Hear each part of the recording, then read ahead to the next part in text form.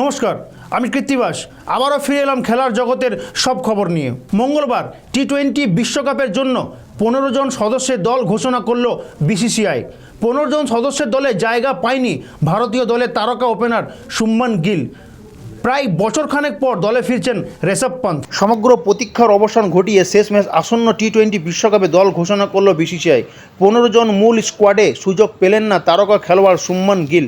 বাদ পড়লেন অভিজ্ঞ লোকেশ রাহুল। সবথেকে গুরুত্বপূর্ণ বিষয়, অধিনায়কের দায়িত্ব দেওয়া হয়েছে রোহিত শর্মাকে।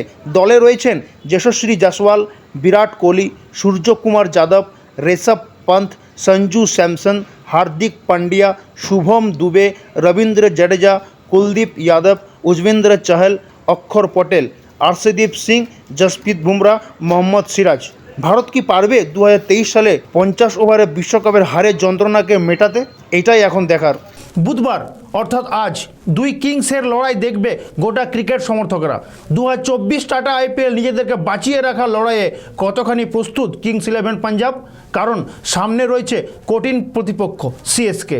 বুধবার অর্থাৎ আজ হাই ভোল্টেজ ম্যাচে মাঠে নামতে চলেছে সিএসকে ধোনি বাহিনী বনাম কিংস ইলেভেন পাঞ্জাব।